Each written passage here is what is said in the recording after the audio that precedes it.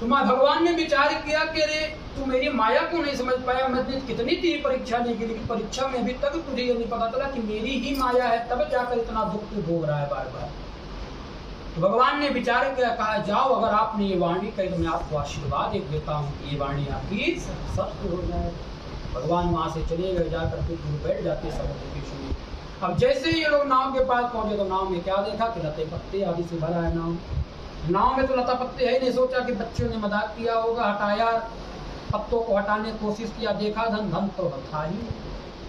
आश्चर्य में पड़ गया, ये कैसे हो गया, कौन धन ले गया।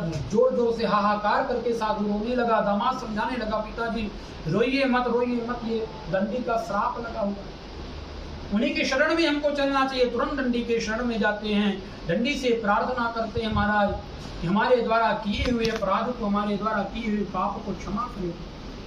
भगवान हंसने लगे, कहे मूर्ख, जब तक तेरे जीवन में सुख था तब तक तो मुझे रोज, जब तक तेरे जीवन में दुख था तो रोज याद करता था, जब से सुख आया तो दिन से मुझे भूल गया। कौन सत्यनारायण भगवान वो भी नहीं जानते। तेरे जीवन में दुख आए तो भी उस समय भी नहीं याद किया कि भगवान सत्यनारायण कोई है।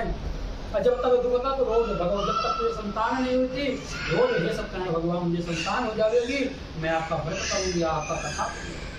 और आज क्या हो गया। कबीरदास आदि संत बड़े बड़े मुनि ऋषि कहते हैं कि दुख में सुमिरन सब करे, असुखमय करे न कोई, असुख में सुमिरन जो करे तो दुख काहे। जीवन में ऐसे मनुष्य पुण्य और पाप, जब पाप करता है ना तो तुरंत नहीं दिखाई देता, तो समय जब वृद्धावस्था आता है ना उस समय उसका फल मिलता है। बड़े बड़े जो श्रीमद् भागवत है, स्कंद पुराण है, पद्म पुराण, इसमें लिखा जाता है, नरकों का जो वर्णन आता है कि जैसा कर्म मनुष्य करता है वैसा उसको नरक मिलता है।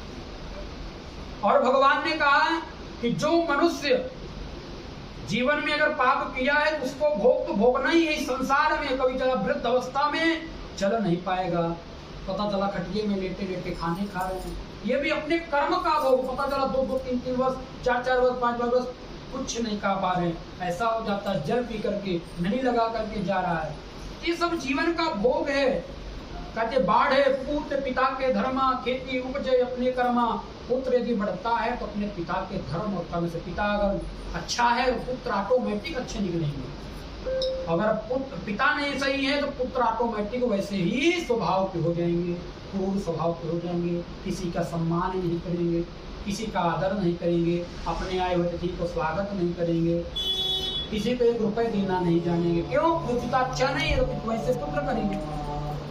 लेकिन पिता अच्छा है तो वो बच्चा भी वैसा ही सीख लेता है। इसलिए बच्चों को छोटे से कहा जाता है ना, भक्ति छोटे से ही करानी चाहिए।